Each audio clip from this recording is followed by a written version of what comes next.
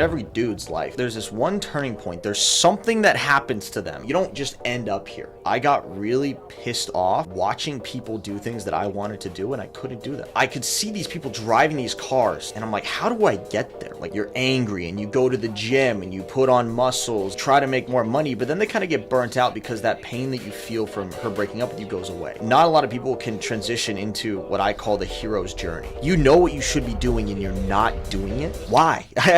I genuinely don't get it. Right? I'm in the car with you, so I'm doing something right.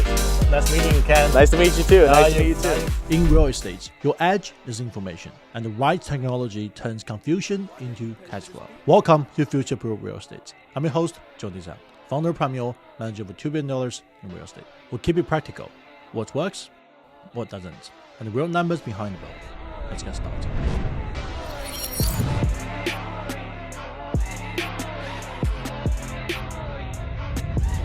All right, Ken. Thanks for being here. Thanks for coming to no problem at all. All right, so you came highly recommended, and being a kid, that's home life's best choice. But that's all I know about you. So please tell me more about your background. I'd like to learn more about you. Tell me what you're doing right now. Yeah, of course. So I grew up in Orange County raised. Nice. And I never fit in. Like growing up, I know like everybody says that, right? It's like, oh, I never fit in, but I really didn't. I mean, I was that one kid who was more interested in playing video games during class than listening to the teacher, but I still showed up and aced the test every single time. And I just never did any of the homework, and I averaged at like a C. And I kind of messed around and made my way through school, and then did not want to go to college. I felt like it was a waste of time, and I felt like I would just fumble through it the same way that I did high school. So I just started messing around, taking jobs, and trying to kind of figure things out. And then I had my villain arc. That's what I call it. I call it my villain arc. That's kind of when I started into this whole like entrepreneurship, like take things seriously, like try to make it, grind. It was when my ex broke up with me. And that kind of triggered me. I was like, I never want this to happen again. And then the more that I started going to the gym and the more that I started watching these people online who were living the life that I wanted, I was like, well, I want more. I want to live the life that I'm seeing online, and I don't want anything to stop me from getting there. Like all my friends would tell me it wasn't achievable, and I would not settle for that. And it got to the point where I had been trying to buy cryptocurrency for a year. And I was almost living paycheck to paycheck, so it was hard to stack things up. And every month, something would go wrong. Like a car registration would come due, or I'd get a flat tire, or my car would break. A lot of car issues, a lot of cars breaking was sucking my money. And I got so pissed off that due to a combination of factors, including losing my job and my roommate was moving out, so my rent was about to increase, I was like, you know what? Fuck this. I'm just going to go homeless. I'm going to save all that extra money. I'm going to buy cryptocurrency. And then I wanted to document the journey along the way so I'd have a record of it. So I started posting a lot more. And then it just kind of started taking off. When did that happen? When did you go homeless? I went homeless on the first of the year. So January 1st of 2025. Okay. How old are you now? I am 24. Oh, super young. 24. So you're born 2001? 2000. 2000. Okay. Well, November of 2000. Nice. My brother, my younger brother, born in 2001, so you're like their age. Same class. Yeah, same class. But they're not in Orange County. They grew up in Diamond Bar, but they still fuck around. No, they just just they don't really have the drive like you do. They just kind of like still fuck around. I feel like there's a turning. They do. Yeah, they're going to school. Yeah. I feel like there's a turning point. Like in every dude's life, at least there's this one turning point. There's something that happens to them that causes them to go down this path. You don't just end up here. What's your turning point? My ex. When my ex broke up with me, that was my turning point. Okay. That was like the lowest of my lows. She was my everything. Why did she break up with you? She broke up with me because I couldn't provide and I wasn't a strong man. If I'm being completely honest. Okay, well, you couldn't provide. That's one thing, but is that the only reason she break up with you? I mean, you were trying, right? I was trying, but trying isn't enough. You need to be doing. Right, and so are you not? You think that you're not doing enough, or you're not matured enough, or you're like, okay, there's two things you can provide. You can provide emotional value, you can provide physical value. So you were obviously not providing physical value. How about emotional value? Well, I couldn't provide that either because I had no experience. Okay. I was 22 years old. She was my first girlfriend. I had no idea what I was doing. First serious girlfriend. And I just remember one of the things that confused me the most was that she would complain that I didn't have the money to go out and do things. Mm-hmm. And so I would take more shifts and I'd work long hours and I'd be gone 16 hours out of the day. Mm-hmm. And then she complained that she never saw me. And so I'd cut my shifts and I would spend more time with her. But I could never seem to meet all of the expectations that she had for me. And I was trying so hard. I went into about $15,000 of credit card debt just trying to give her this lifestyle that she wanted. I wanted to make her happy. That was like my number one goal. So what are you spending money on? Nice dinner, food. It wasn't even nice dinners. It was just food. Every time we'd hang out, we'd go and eat. But I was making minimum wage. My income was $1,600 a month. You can't go out and eat. Okay. It was an unlivable situation.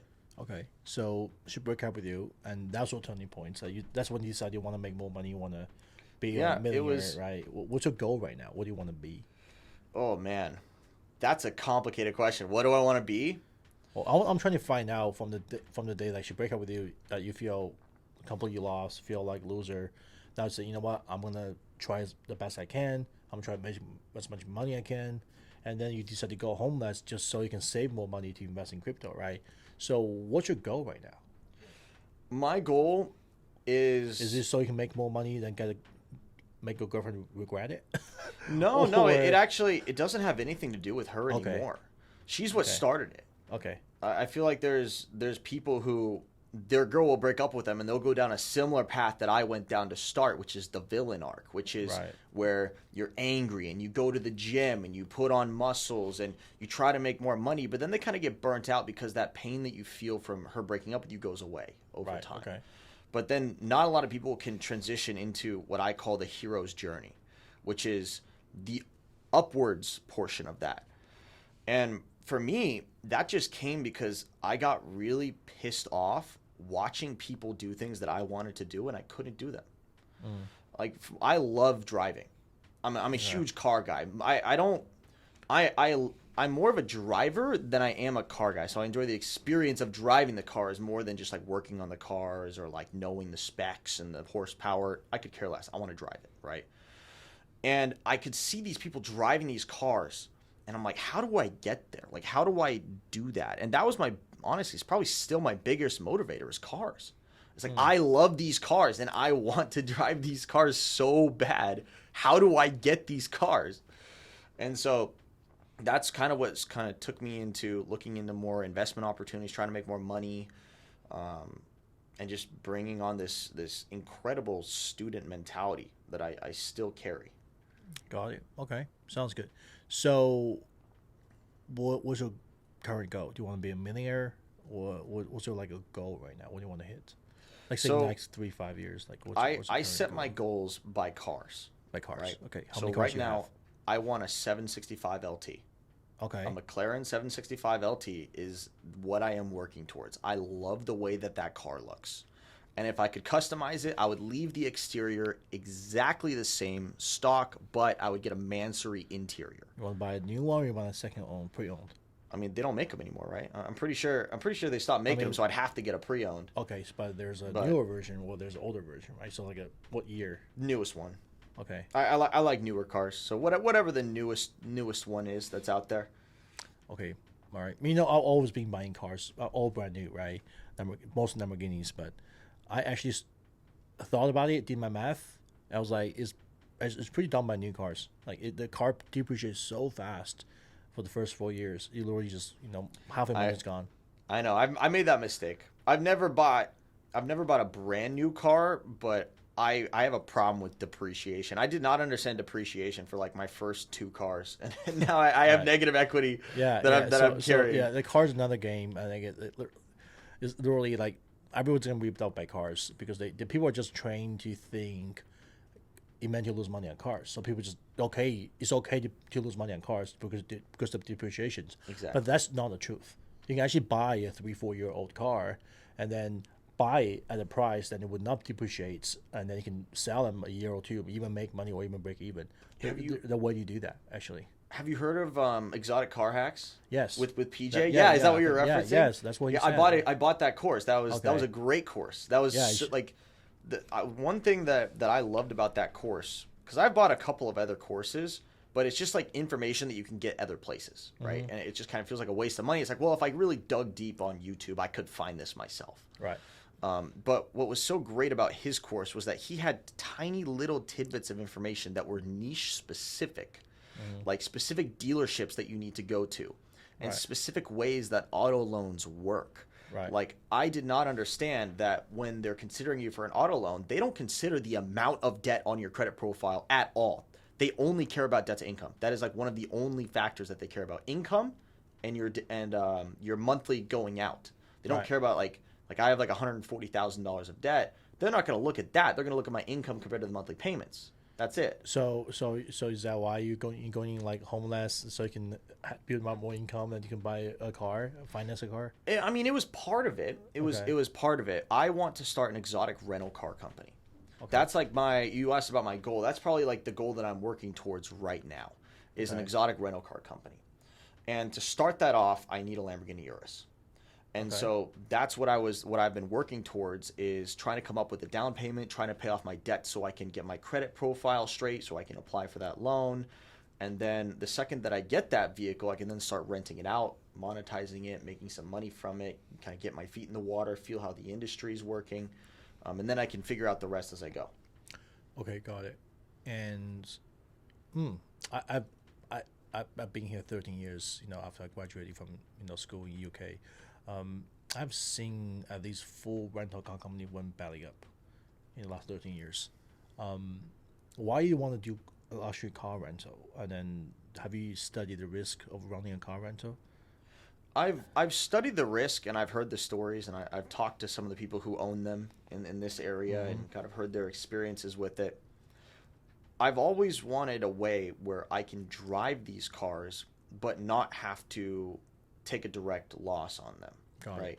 So if I own a Lamborghini Urus outright and it's mine, right, I have to cover that $4,500 payment on my own if I'm financing it, or I have to come up with the money on my own out of pocket, and then it just depreciates and dwindles down. Okay. Or I could rent it out and I could cash flow it, and I can have access to that car if I wanted to. It's still mine. It's still under the business, but I have access to it. And then I can continue to expand my fleet, and the whole fleet's making money, so I can acquire more cars faster. And then I can get to a point where I can drive whatever car I choose to drive that day. And then I feel like it also generates great connections too, because with cost. Yeah, just like being able to like meet these people who are renting these cars. I feel like those are great people that you'd want to meet. I actually disagree. People who spend a lot of money renting cars are the wannabe guys. They're not really wealthy guys. They're not really good connections.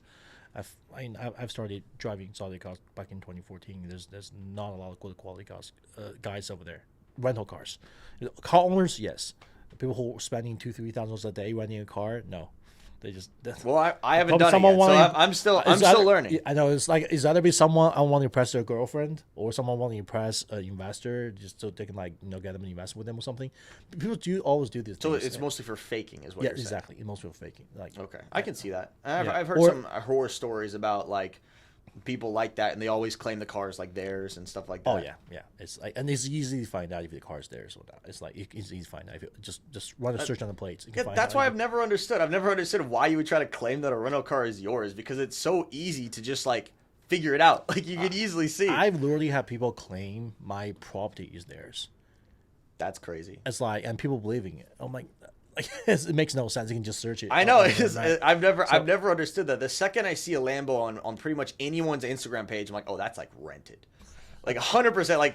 That's, instead of immediately thinking, oh, they have a Lambo, I immediately think that's rented, unless I have evidence to prove that it's not rented. Yeah, it's funny. When first time I dated my wife, back then was my girlfriend. I drove the car to her aunt's property in San Marino's, a big house, 18,000 square foot, and I pulled up in my Lamborghini. And his aunt's husband, so the uncle-in-law is a white guy, and he goes, "Why the fuck you drive Lamborghini Aventador?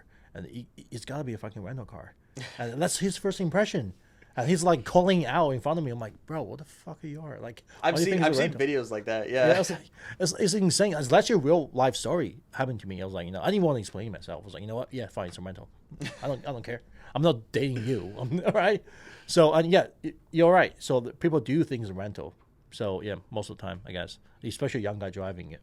But all right, back to the business though. I just honestly, my opinion is like I don't think a luxury rental car business is a good business to have, because a lot of people just do that and end up losing money, and I just don't think it's a good business to have. But if you want to have cars and then you just for yourself and you want to rent them out because you don't want to lose money, and that's a smart move.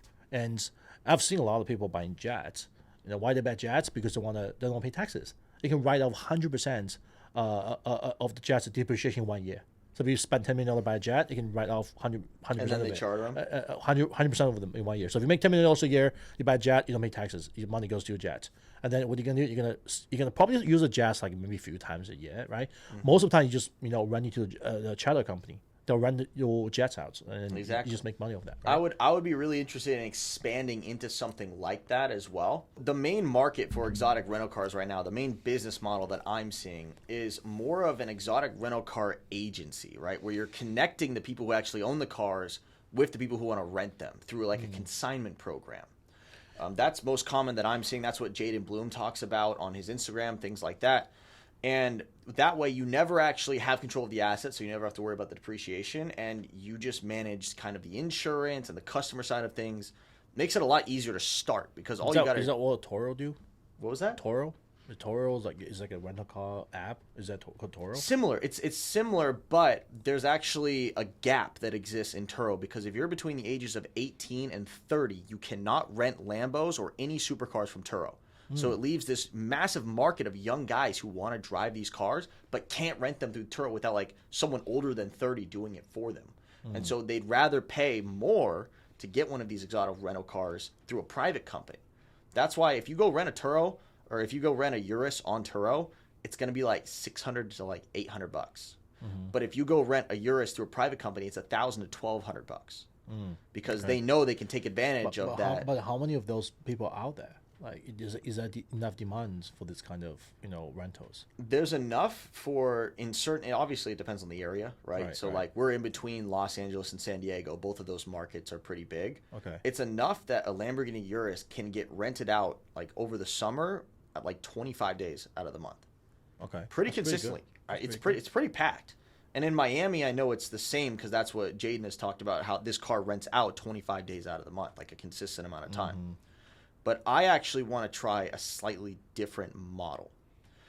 I want to try a purely consignment-based company because as long as these agencies exist who are willing to go and rent these cars out, why don't I just be the one who owns all of these cars that are being rented out? I never handle the insurance. I never handle the direct customer transaction. And I focus on just financing them, paying them off, managing the negative equity, making sure they don't go underwater, and then just trading the cars out and selling them and rotating them through. And then a lot of these companies, they'll offer you 60% of the profit or 60% of the revenue. They'll offer 60% revenue. They'll take 40%, and then they're happy. And then all I got to do with my 60% is cover my car payment, make sure that I'm not losing it to depreciation, and the rest is profit for the most part. Okay. So that would be my idea, would be to actually have all these cars that are mine. They're not someone else's car that I'm consigning to a renter. They're actually my cars. Because once I own those, then I could do a variety more things with them. And if I did want to start my own rental front, I could just take another company and put it in front of it, market it myself. So I want to control assets, but I do like cars, and so I want to be able to control.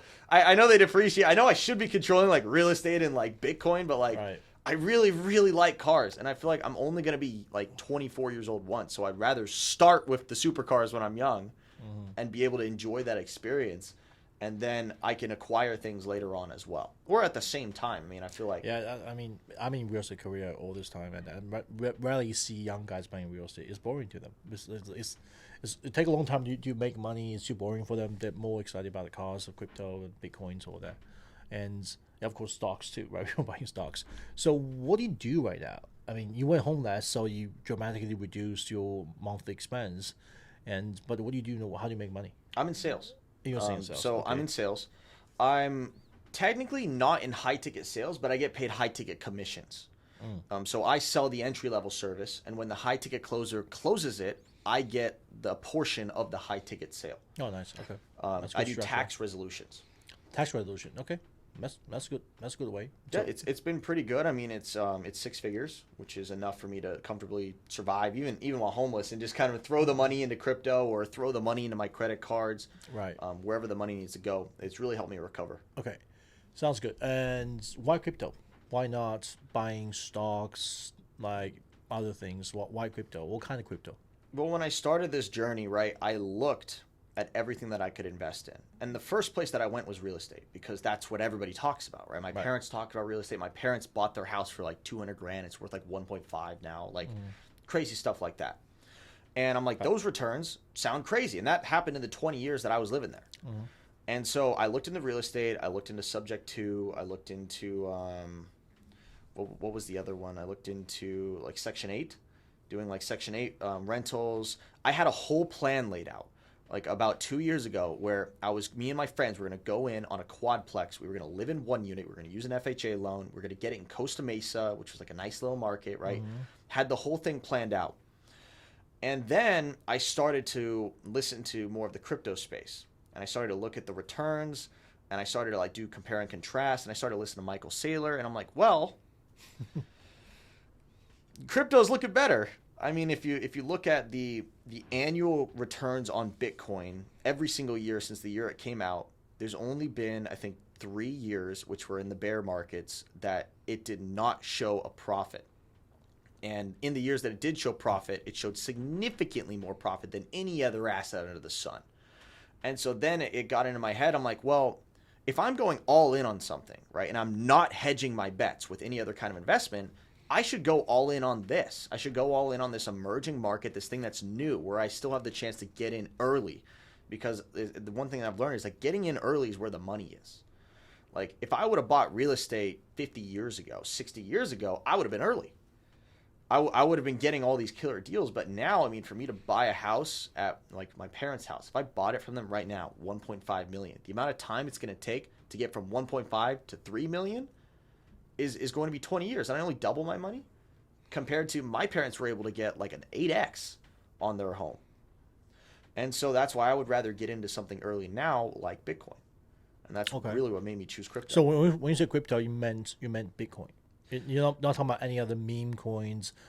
Oh, like well. The Dogecoin. Well, do those too? So I started with Bitcoin. I feel like everybody starts with Bitcoin. And then I started messing around with Ethereum. And then you start to be like, okay, well, maybe I should buy some Solana, right? And then I found XRP. Okay. And XRP... they all have their own... Yeah, I guess, you know... They're codes. all completely different utility. They all have their own codes around it. I mean, there's all community around it. And I found XRP, and I saw people posting about XRP in like 2023 and explaining what the utility was and how it was going to work and how the price is suppressed because of the lawsuit. And I was like, you know what? This feels like a really good investment. Okay. And so I spent I spent like a whole year trying to buy XRP exclusively. Okay. And that was when I was living paycheck to paycheck and I could barely put the money in. And then right before I went homeless, I got a big check from work and nothing went wrong that month. And I put all the money into XRP and it went from 50 cents to $3. And then I was like, holy shit, like I was right. Like it worked. And then I took that money, I distributed it into some other coins in the niche like HBAR, Stellar Lumens, XDC, other ISO 20022 compliant coins. And then I got really big on the ISO coins for several months. That's all I did was I just loaded up ISO coins.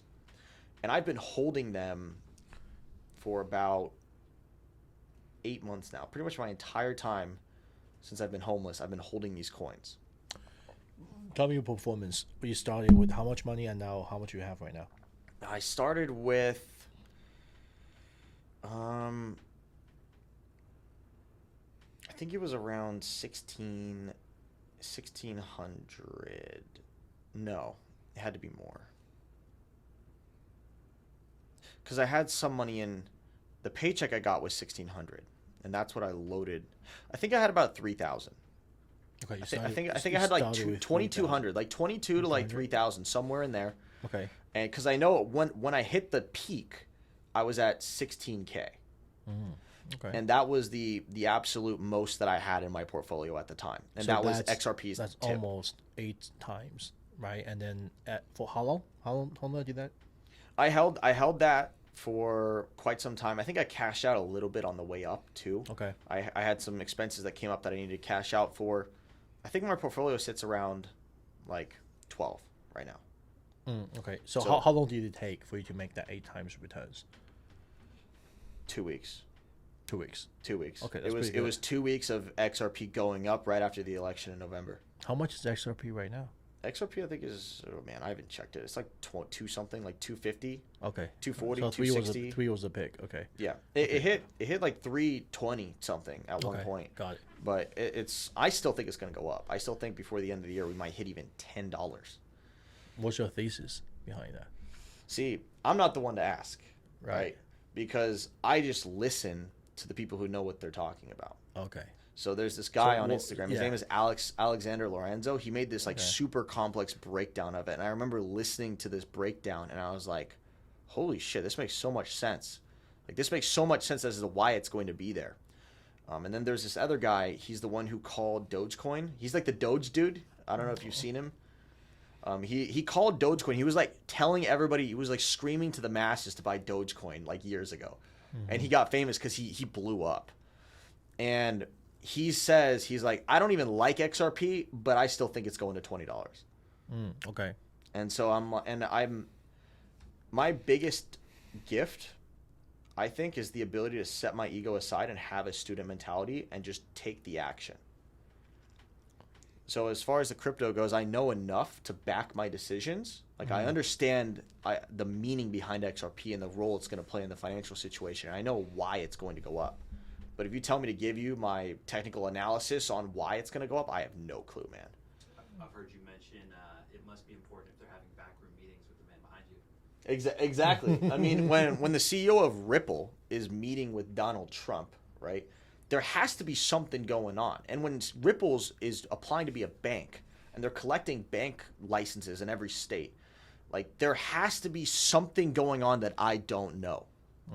And I'm like, okay, well, I might not have a 100% clear idea of what's going on, but I know that if I get in now, it's going to be before, it's going to be when I'm early. Because by the time we do know what's going on, it's too late. Okay. That's interesting to hear that your thoughts on investment. I have a completely different investment thesis, but that's probably why I missed all these, coins. I do invest in Bitcoin, but I'm investing for long terms. I don't even buy directly. I buy MicroStrategy company stock. I buy strategy. You can buy MicroStrategy. I just buy strategy, and it's now called strategy, right? They changed the name. They dropped the micro. They called strategy. I bought that long-term options. I was making over 1,000% returns on the stocks. I don't even know how to do that. Yeah, it's pretty simple. We can buy it in Robinhood. So, yeah, my whole thing is most of my money is real estate because it's something I can control. And I'll tell you why I still think real estate is a good investment, because the beauty of real estate is it's more stable. It's not going to be as volatile. It's not going to go zero. And there's passive income. So you can rent it out and collect money, as you know, right? But the most beautiful thing about real estate is the tax advantage you have. And also, you can leverage it. Obviously, it's really bad time right now to leverage it. 7% interest rate just kills all the real estate deals. I don't recommend anybody to buy real estate with leverage right now, but think about it, if your parents bought a house at $200,000, now it's worth 1.5. That's like 7 times returns, right? 7.5 times returns. But what if they bought it with 10% down? They bought it with 20 grand. They had a mortgage for 180 grand, and at a reasonable rate where they pay less than what they have to pay to rent the space, and then they're paying the exact same expense because they have to rent the space anywhere, right? And anyway, but they only paid 10%, which is 20 grand. Then the profits from $200,000 to 1.5 will be $1.3 million. If you use that, it divides at $20,000. That's way higher returns. So me as a developer, that's how I do make money. I make more money in stock markets by just leveraging. Right? I would buy a property with loans up to 80%, and then I'll develop them. So I'll create value, and then I'll sell them, and then I'll make a lot more money than you can make in the stock market. Not like 7x in 2 weeks, right? But it's something I can control, right? I can create value myself. I have the property is tangible. I can rent them out as well. Obviously, if you're developing, you can really rent them out. That's kind of my thesis. I still think real estate is a good investment. I think maybe not now because you don't have enough capital, because real estate do need bigger capital to invest. So I do think that once you have a little bit more capital, I think real estate is still be an interesting play for you to do. I mean, I don't think you should be homeless forever, right? Once you get more stabilized. I'm actually not against real estate at all. I just feel like crypto is where I want to start, and I want to avoid hedging for now. Like I don't have a lot of capital in my name, and the things that you actually listed about the tax advantages and the leverage, that's the reason I wanted to do I wanted to do real estate so bad in the beginning. Was because I was like, well, I could be making $300,000 a year, and I use the short-term rental loophole, and I can basically write off a bunch of W-2 income. Yeah. Right? Which is what I was planning on doing at the time. Yep. And I literally deep dove into real estate just watching like Pace Morby and Ryan Pineda and these guys on Instagram, and I learned a bunch about like all these little loopholes and everything, and I was like, the tax advantages are crazy, and no one will give me a $1 million loan to buy Bitcoin. But they'll give me a $1 million loan with 3% down to go and buy a house. And so that's why I was like, well, 3% down on a mill is going to be $30K, right? So I take $30,000 and I can get appreciation, even if it's a lot less than what I would get on Bitcoin. It's on a larger sum of money. It's on $1 million versus on $30K. Let's assume this. Let's assume you're a real estate professional. So you're either contractors in construction, or you are developers, or you are real estate sales guys, right? You have to be real estate professional. You can be working sales in those industry too. You qualify for basically this like special exemptions on the taxes, basically turning your passive losses from real estate into active income. That means you can write off those. So basically, all the income. Sorry, I'll take it back. So all the income you make as your job can be offset against the passive losses from the real estate. So there's a thing called the cost segregation. Say, for example, you make $100,000 a year, right? You would have to pay 30-40% tax in California, right? And then if you buy a property with someone else or with yourself, just doesn't matter. Then if you buy something, then say $1 million, or say, okay, let's give like let's say 400,000. Let's 400,000 with the cost segregation, and you can actually write up about 30% of the whole entire purchase price of the property, and in year one upfront. It's a cost segregation that basically breaks down the property into different components. Some of the components, like say the cabinets, the floors, the lights, the roof, have shorter lifespan. So they're like say 7-15 years lifespan. And then there's a thing called a 100% bonus depreciations that allows you to compress all those things into 1 year. So you can basically write off all that in 1 year. So typically, you should think that you can write off about 30% of your purchase price of a property at year one. So if you make $100,000, you buy something for $400,000. You can easily do that by getting a loan, by getting $400,000. You can literally have an on-paper loss legally for $100,000 losses. So you basically pay zero taxes. However, the caveat is that losses is only can use to offset against the passive income, unless you are a real estate professional, and that your active income can actually become a passive, because you can actually use it to offset 100% of it. I've seen so many people do that. Basically, they make a lot of money, and then say a doctor, right? And their wife is a real estate professional, so their wife is qualified for this, like an active real estate professional. So they use that to basically offset a lot of taxes. They file joint taxes, right? So then the whole joint taxes qualify for the tax write-off. So if they make $1 million a year, they'll go buy a $4 million building. They don't pay zero taxes. See, that's why people crazy. invest in real estate. That's the kind of thing that's all legal. that draws me to real estate. Right. That's what makes me interested. And then here's the flip side of what I think with Bitcoin, right? I like the fact that I can liquidate my crypto anytime I want. I like the fact that I eventually, in the future, I'll be able to take loans out against my Bitcoin. You can do that right now. I think it's only like 50% loan to value, right? Yeah. You can do that right now. I've met a guy that want to provide home equity line, allow people to buy real estate with a Bitcoin as a collateral to buy real estate. Really? They do up to 100% of the I didn't realize we were that far along in the. Yeah. I didn't realize we were that far along yet. I thought we were still kind of waiting on that. No, they're just being around. You just have to find them. They're being around for a while. I know that there's like there's certain things like through Coinbase they have a Morpho, which is like a service where you can take loans against your crypto and things like that. But I didn't realize that like we were actually able to like hold it as collateral with banks. I didn't know that banking institutions were doing that yet. Not all of them. A lot of them will do that, but some of them will do that. I literally have a startup I just met from Miami. They're literally allowing people to buy a house with 100% financed using a Bitcoin as a collateral. Oh man, I got to get in on that. So that basically you don't have to sell your Bitcoin, and you can keep your Bitcoin, let it appreciate, and then you can buy a house, live in there yourself. Just pay the interest rate. It's not that expensive. Maybe 7% right now. So you can do that right now. Well, that's news to me. I didn't even realize that was an option on the table. I thought we were still trying to get past like the regulatory issues to get there. Right. But I love the fact that I would be able to take loans against my crypto, and I feel like eventually there are going to be tax advantages to it as well. It's just we don't have those yet. No, there's no tax advantage to crypto. There's literally crypto slowly become a mainstream investment, right? It's not. You can buy Bitcoin like stocks, right? So, but there's not a lot of there was never a lot of tax advantage tools you can use on the stocks or crypto. It's just the nature of it, right? Real estate has always been the number one tax shelter people want to save taxes on. However, there's like a Roth IRA. Have you heard about Roth IRA? I've heard about the Roth. 401k. So what do you do basically? You can open a 401k accounts. Now Trump just passed a law allow you to buy Bitcoin. You can buy crypto, private equity, and real estate with your 401k. I didn't even know As that. an employee did for that that. pass recently? Yeah, like 2 months ago.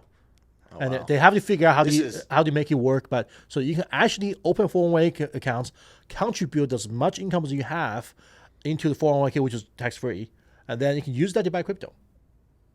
Okay, or private equity, and then, but you can't. I think there's a limit on the 401k how much you can contribute. So you can still have some money left, and the money you have left, I think you can set up a Roth IRA account. You can contribute up to $7,000, $8,000 after you check it out with CPA, and after tax money, after you pay tax on. But that money, you can grow that money tax free. Basically, all money you make, you can buy and sell Bitcoin stocks.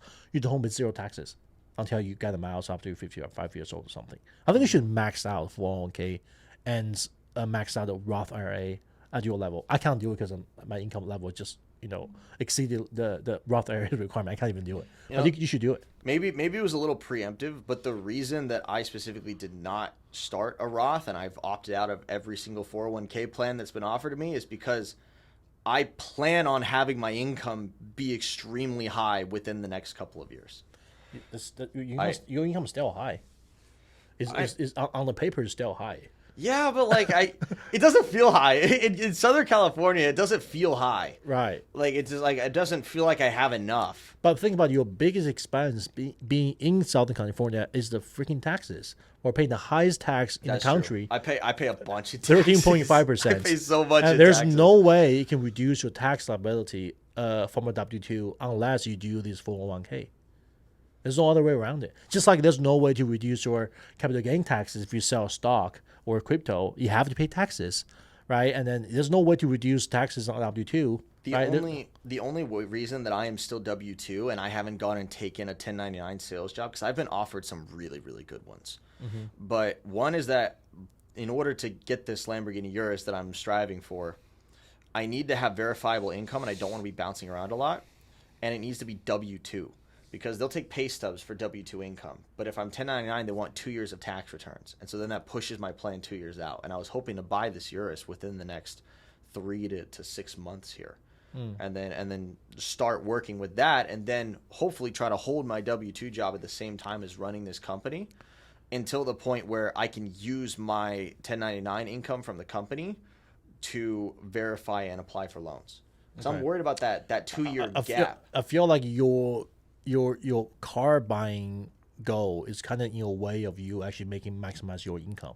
I 100% know it is. I 100% know that like I could make so much. Like some of the offers, like since I started to like get a little bit bigger on social media, I've had people who know I'm in sales reach out and offer me these sales jobs that I would not get anywhere else. Right. Like selling AI and do like high ticket stuff. Right. And I'm like, I could take these jobs and I could make a lot of money, but then I wouldn't have that verifiable income. And so I've been holding on to the job that I have right now because this is like stable. Okay. Like everything else in my life is like moving, right? Everything else in my life, like I'm throwing money around, I'm doing different plays, I'm trying this, I'm losing money here. Like I'm trying to see what works. I'm trying to figure out like kind of how this space works. But the one thing that has been stable has been my job, and that kind of keeps me grounded. And so I'm deliberately not leaving this job just yet until I know for a fact that I can sustain myself on my own through other sources. But you're not even taking advantage of the 401k programs because you want to have higher money to show to the bank to get your car, right? So Well, my job doesn't have a 401k plan, unfortunately. But they don't provide it to you. They don't. But I could do a Roth if I wanted. But Yeah, it's they can do IRA too. I think I'm sure they have IRA. I don't think my company has any benefits right now. My Okay. company's really small. It's Okay. they have really good commissions, but they're pretty small. It's actually not cost them anything to set it up. They don't have to match it. A lot of companies they don't match it, because they don't want to pay for the benefits, but they can have it set up. You just do yourself. Just don't match it. I mean, I don't see why they wouldn't set it up. I think that I don't know. California I don't actually think passed. we have one. I wasn't told about one when I got the job. California actually passed a law that I think if you have more than 5 employees, don't call me on this, but if you have more than 5 employees on this, you have to provide a 401k Really? or a similar plan. If your company has more than 5 employees, Okay. it's mandatory. So you got to find out because and it doesn't cost them anything to provide it. It's literally just free for them. They don't really pay much money, like maybe a few thousand a year at the most for the administrative fees. They don't have to match it. So I mean, but it gives an employee a lot more benefits, to defer the taxes. So, okay. Anyway, I understood. So yours is your goal.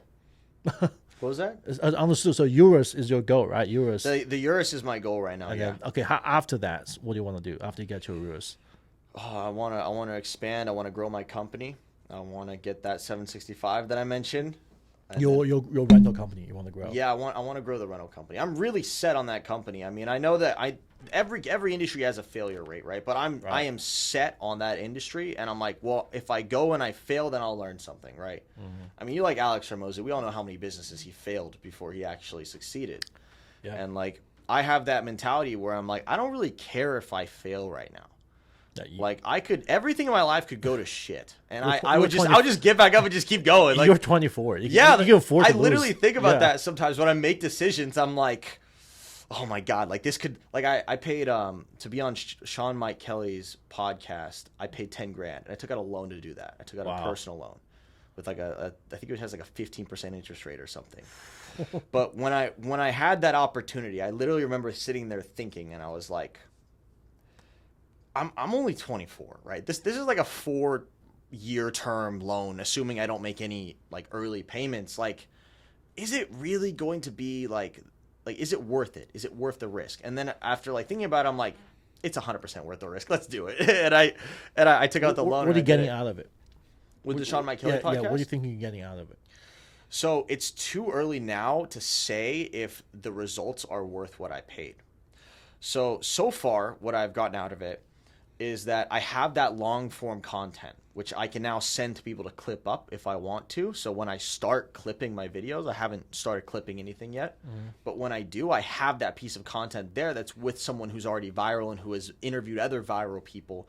So I can kind of leech off of some of that credibility that he has. Okay. On the same topic as that, I also get to say I've been on the Digital Social Hour podcast with Sean Mike Kelly. And so that allows me to get onto other podcasts because I can be like, hey, look, here's the long form. Go and take a look for yourself. This is me on Sean Mike Kelly. Because when you apply a podcast, they have like the little thing at the bottom where it's like link your other long form contents, link your other podcasts. Got it. So I get to say that. And then on top of that, he's connected me with some other podcast hosts like Caleb Hammer. Caleb Hammer on Financial Audit. I'm in a group chat with him, and we're trying to coordinate a date where I can go to Texas and film that. And I'm trying to. What's your strategy? Why do you want to get on all these podcasts? Make a name. What's your strategy on this? So it goes back to what I said before, as like I have this like student mindset where I'm just willing to kind of take action, trusting what people are telling me that I respect. So you want to build a personal brand. Ty Lopez and Gary Vee said that the personal brand is going to be one of the only things that will outlast the AI revolution, because eventually, when everything around you is fake, people are going to cling to things that are real. And so I was like, okay, well, I'm really good at being real. Like I can just be myself, and like I don't really care what anybody else thinks. And the second I saw that, they said you can either make faceless brands, like faceless Instagram pages and faceless brands, or you can put your face on and make a personal brand. And I was like, I'm doing a personal brand.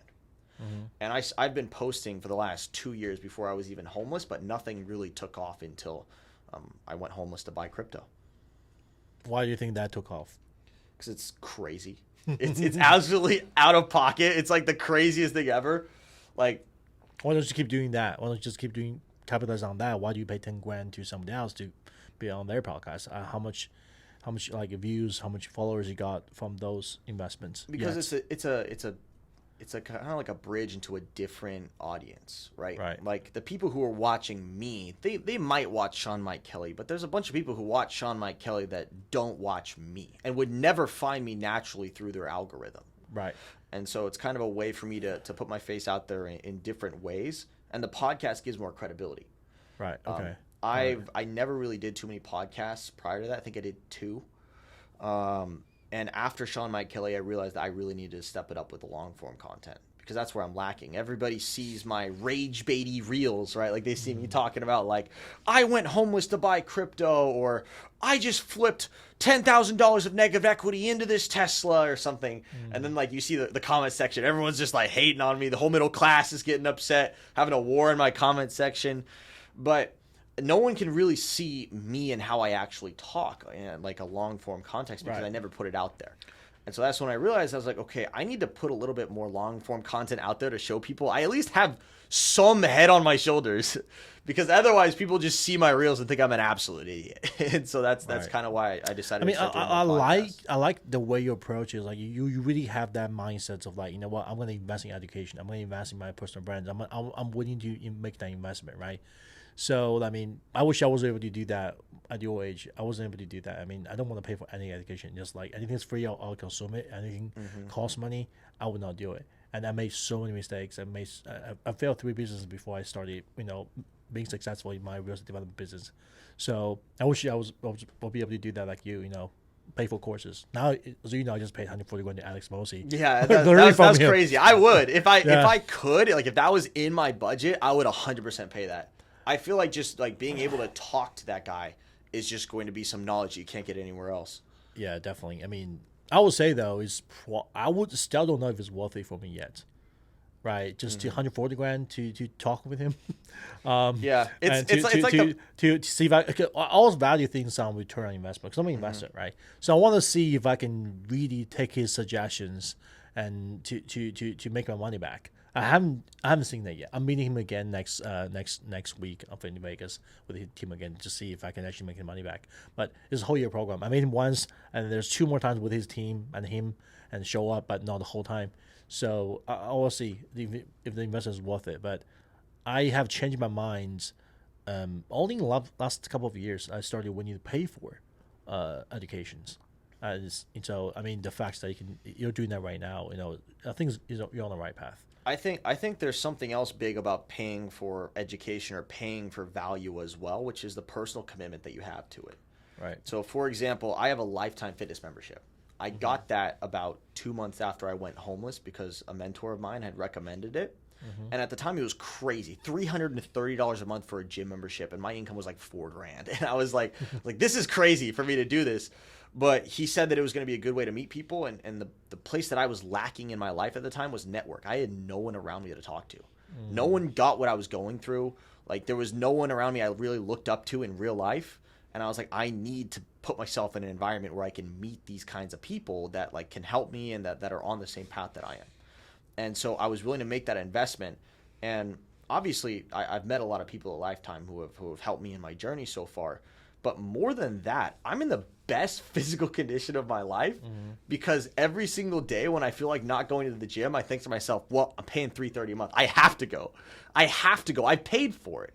And if I don't go now, I'm wasting it, right? So I bet if you paid the $140 for Alex Hormozi and then you never acted on the knowledge that he gave you and you just never applied it,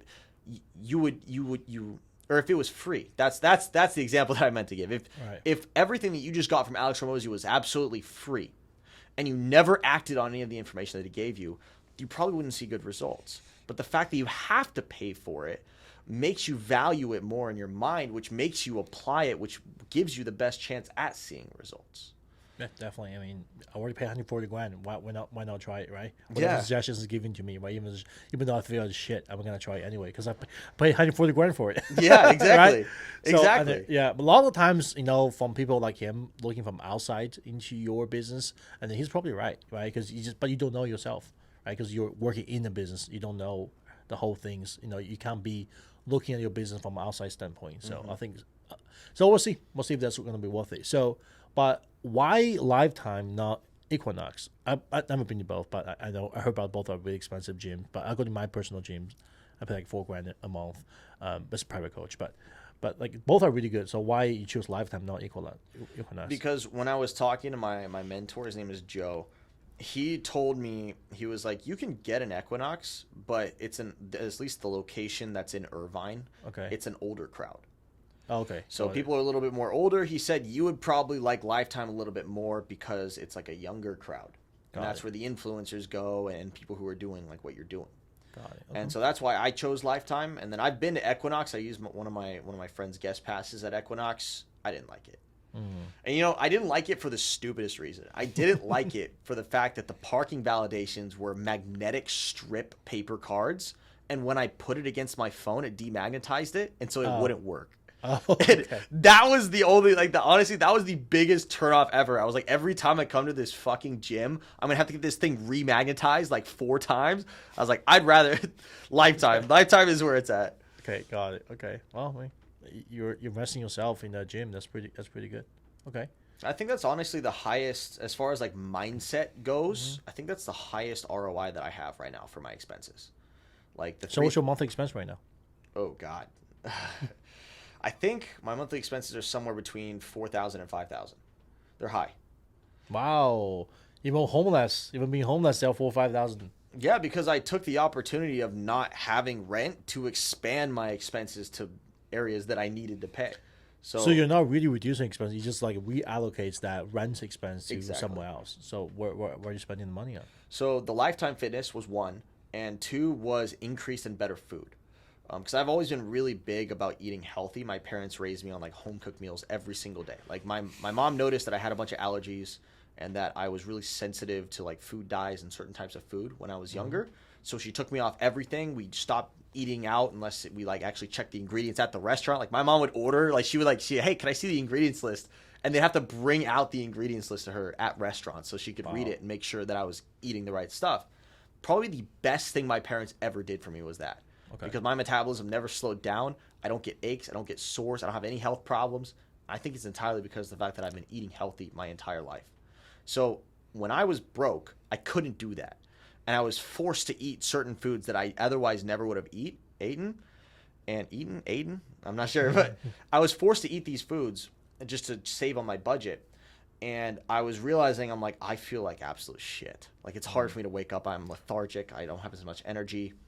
And so the first thing I did was I started eating a lot more healthier once I started going homeless. And I also started bulking, because to bulk is expensive. To healthy bulk is expensive. Like I could go and eat ice cream all day if I want to in bulk and it'll be fine. But to eat healthy and keep that healthy diet, but also put in enough calories that I can gain muscle, was very expensive. So my food cost probably has gone up about $1,000 a month, if not $1,500 a month since I went homeless. I spend a bunch of money on food every single day. Okay, that's a good investment. What else? Where else is spending money? I invest a lot into. I haven't bought crypto recently. I've been paying my credit cards down. When I went on, Like the car payments, right? yeah, I have the car payments. Like I have a lot of expenses for debts.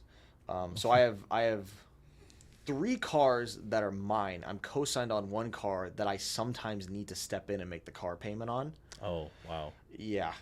So that was a mistake, but it's all right. We live and we learn, right? Never co-sign for anybody. Yeah, well, never lend your car to anybody else without insurance. The biggest thing that I learned there, because the person that I co-signed for is one of my best friends. I've known him my entire life, right? And I know he would never stab me in the back. He would never betray me. He always has my back.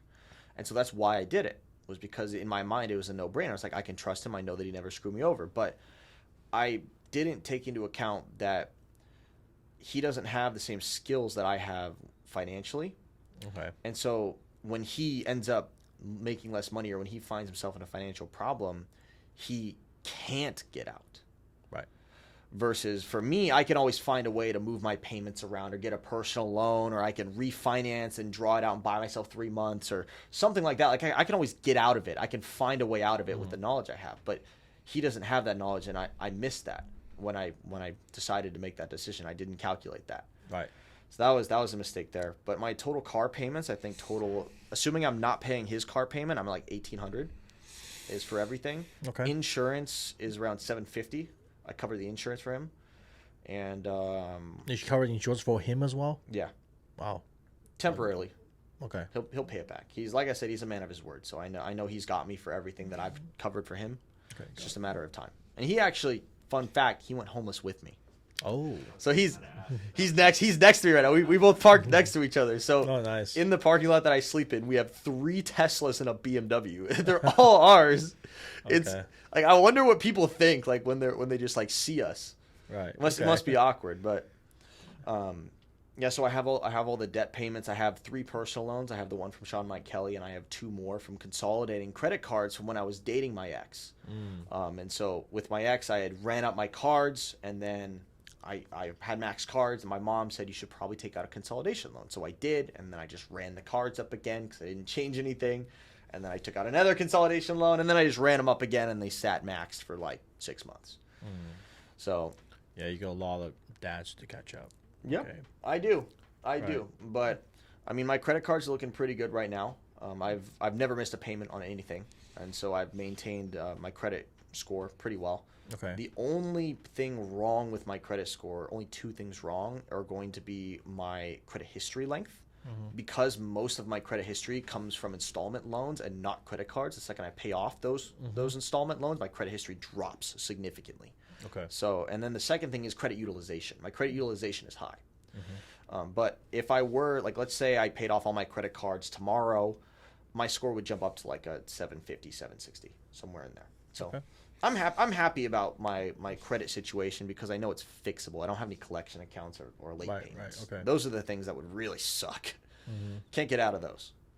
Okay. So what's your plan to get more payoff? Just keep working on jobs, making more money on the sales, and then pay off the card? And then what's your exact plan to get out of this situation? So my original plan, and obviously I tweak the plan as I go, as I get more information and as new things come to light. So my original plan was put all the money in cryptocurrency instead of paying off my cards. Because my goal from the beginning was clear debt. Like since I broke up with my ex, the goal has been to clear debt. That has been the number one goal. And so when I went homeless to buy crypto, the plan was take all the money I have in cryptocurrency, and instead of paying off my debts, scale it in cryptocurrency first. As long as the returns I get from crypto are more than what I'm losing to interest, it's more beneficial to put it in crypto, higher ROI. And so I was like, okay, I'll scale it up in crypto, then I'll take it from crypto, I'll pay off all my debts all at once, get a clean report, and then I'll start a business. I didn't know what business I wanted to start. I didn't know what business I wanted to start at the beginning. The rental car company part came later when I made that decision that this is the business that I'm going to start. Okay. But So that's why are you that's the watching goal. Alex Moses' content just to learn how to start a business without even? Well, the thing it's funny, right? Because I don't even have a business, but I just love Right. Alex Ramos's content. Right, okay. I think it's because he thinks like me. Right. He has a very structured, very analytical mind. And I have not met a lot of people in my life who have a similar mind to me. And so when he says something, he's able to take the thought that he has in his head, the thing that he's envisioning, and he's able to put it into words in a way that I can easily take that in and interpret it the exact same way that he's thinking of it in his mind. He's incredible at communication. Yep. And so that's one of the reasons that I like listening to him. I honestly, even if I had no idea what he was talking about, listening to him speak, I feel like makes me more intelligent because I can kind of copy and mimic the way that he's breaking things down. And it helps me become a better communicator by listening to him speak. Okay. So that's a big thing as well. Like sometimes I don't even know what people are talking about, but I just enjoy listening to them speak because it helps me speak better. Right. Okay. So I remember watching his content. I've been watching him for like 3-4 years. I remember one of his content. He actually said, he met a guy called Dante. He's met him at the grocery store to ask his advice how to get out of the situation, and he actually made a whole video talk about how he felt bad, don't have time to talk to Dante at the grocery store. He actually made a video about it. He says the first thing you do is cut all your expenses. Means if you don't eat food without a coupon, do that. So cut all your expenses, make it as low as possible. Then he's not an investor. He doesn't suggest you invest. He wants to start a business, right? So he will say, spend all your time, save up, and invest in education. So basically, getting a certification or something so you can get a better job. Whatever you do, of course, he does recommend everybody go on sales because that's where you can make more money. He was one of the reasons that I took a sales job. It was him and it was Mark Cuban. Okay. Both of them, I saw videos about them when I was first starting my journey, and at the time I was an Uber driver and I was delivering pizza. And it was doing good. I did $10,000 a month with Uber in Orange County. It's like pretty good here if you know how to do it. If you optimize and you do like 14-hour days. But I remember thinking to myself, I was like, okay, if I ever lose this job for whatever reason, if everything goes south, I'm going back to sales, because I'd had a sales job once before, but I never took it seriously. And then Mark Cuban had said it, Alex Ramosi had said it, and so I was like, okay, that's the decision, that's the backup plan, and it happened. Sales is an essential, skills every human needs, and plus it's the only job where you can make a lot more money without a degree. Exactly. Yeah, without a degree. So that's so why I agree with that, right? But so you're having the right path, you're having a good job, but you got to reduce your expense. I feel like your expense is a little bit too high, and now you got to find a way to reduce a little bit. So that way, you get more money saved up and invest in education. Do you invest in education right now? Like beside that $10,000 on the podcast, do you spend money in any other courses, help your luxury rental business or whatever business you're thinking about? I haven't yet. I do want to buy Jaden Bloom's course. So I don't know if he has necessarily a course or if it's more like a community mentoring type thing. But he does have a program where he teaches people how to do exotic rentals, and I do want to buy that course so I can become more educated in that area. Yeah. But right now, I'm not paying for any education. I didn't pay directly. I actually took a sales job with very, very low commissions for 9 months. It absolutely sucked. I was eating rice. That's when I told you that I was going paycheck to paycheck trying to buy crypto. I was at this other sales job. Okay. But I took that job going in knowing I was not going to get paid a lot. I took it because they had great training. They had out of every single tax resolution company in our area, this company had the best training programs. It was something that had been it was cited on all of their reviews, on everything. They're great at training. And so I was like, I'd rather get this job and take this training and take this massive pay cut, because I was doing debt resolutions like $16,000 a month prior to that. And this dropped me to like $4,000 barely. And I was like, okay, I'd rather take the pay cut, and I'd rather just like learn how to truly sell, because debt resolutions, you just kind of get fed leads and like you either close it or you don't. And like they weren't really teaching you anything. It was all like I had to figure it out on my own. Right. Okay. And so I wanted hands-on training, and I got that. When I was at, I'll even drop the name of the company. It was Alleviate Tax. When I was at Alleviate Tax, they had some of the best training there for their reps.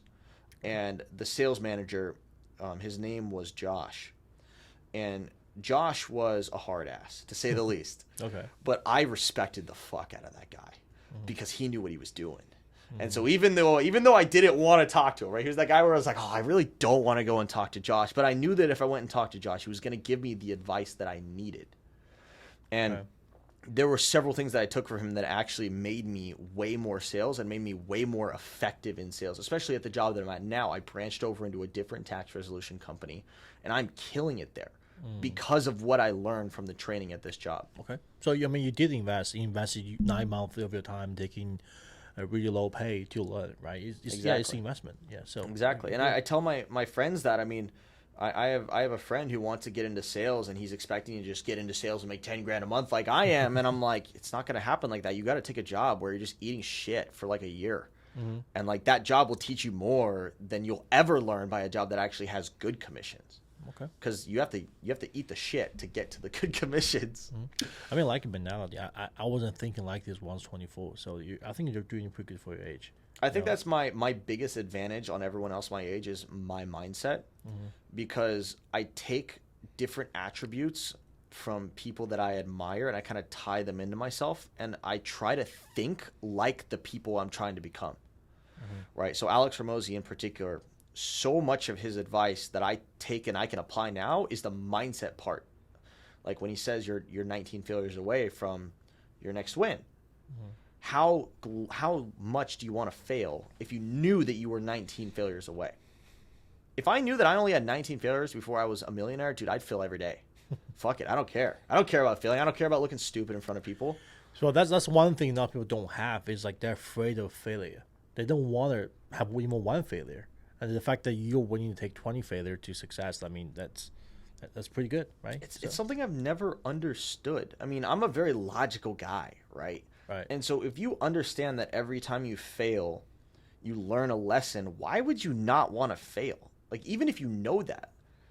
Like, I've never understood it. It's something that's always kind of, like, gotten away from me. Like, when I tell people, like, hey, like, you need to do this. Like, you need to have an experience that sucks in order to, like, become the person you want to be. They just don't get it. They just try to avoid it at all costs until it just happens to them. That's majority of the people. I don't know why either. And I'm not trying to figure out why. I'm just trying to avoid those people. Exactly. Right. There's nothing you can do to change people's behavior. I mean, we're not Alex Mosey, right? So, just live your own life. But just the fact that you are the type of people that are willing to fail, willing to make changes to be successful. That's pretty good. That's pretty rare, actually. I've had to drop people. I've had to drop so many people that they just don't think like that, and I just can't stand being around them sometimes. And I'm like, you know what you should be doing, and you're not doing it. Why? I genuinely don't get it. Right. And then I get stressed out when I'm not doing something I know I need to be doing. Okay. I already got a friend who mostly trades stocks. He made over $150 million last year. Wow. In Bitcoins and Nvidia, and he has a lot of money. So he bought $20 million worth of Ferraris, like all Ferraris. He bought their. Was that the Ferrari collector guy? No. David Lee, I know him too, but he made money already with his jewelry business. But this guy, he's really low profile, and he bought this LaFerrari Aperta, which is the convertible version, for like I think $5 million. Wow. Just that one car. To get to the LaFerrari, you got to buy a lot of other ones first. And then he went to the Ferraris like a race game. So one day, saw him posting himself in the hospital. He crashed the car. He had to pay $500,000 to pay for the car, and he's in the hospital. And it's just funny. Dude, I can't wait to have money that I can blow like that. I would love to be able to blow money like that, man. Now you can hear it. It like opens the valves or something. Yeah. Now we can try the sport model. And there's the Corsa. I didn't know they have the rally one. That's a new one. My car's always the Corsa is the most wild one. That's like a manual one. Yeah, this is nice. This is the sport version. The fucking Prius, bro, almost cut us off right there. That was crazy. Yeah, I don't drive these fast. I'm getting older now. That's really what I'm after. I mean, I want the 765 LT, not the Urus. But the Urus is the car that rents out the best out of every single car that's out there. It has the best profit. It's the best driver car. So my first Urus was 2018, the white one. It's not a Performante, it's a regular Urus. And during COVID, and I turned it back to the dealership because there was a shortage on Urus. Everybody wanted it. But my scouts guy called me, he's a British guy. He calls me, he goes, Johnny, would you want to sell your car to me? I'm like, why? He goes, I got this client willing to pay for lots of money. I was like, sure, call me. And he called me a lot of money, so I sold him with a profit. I made like $50,000 profit on the car. It's a second hand. After driving me 50,000 miles on the car, they said, hey, John, you have the highest mileage on your Urus for the entire North America. I literally was driving that car every single day. I drove to Vegas, drove to San Francisco. I drove it everywhere. I have the most mileage on the car. Dude, that's what I'm gonna do. I would drive it because, like I said, I'm a driver. Like I'm not gonna buy these cars and let them sit. I'm gonna drive. I'm gonna buy these cars. But you can't do that if you want to flip the cars, right? You take the course, right? You can't flip. You can't do that. You can't put a lot of miles on the car if you want to later on sell them, especially on your McLaren 735, right? I'm gonna have to buy like yours. You can drive it.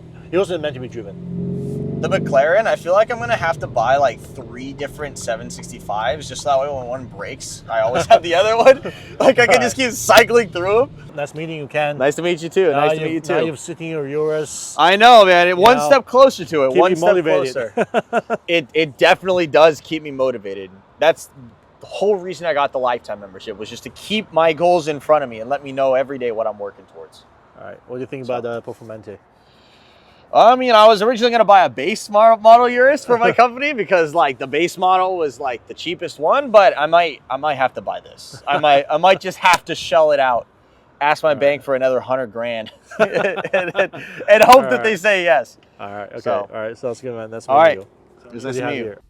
Thanks for tuning in. If this helped, please share with someone who might also benefit. Until next time, see you later.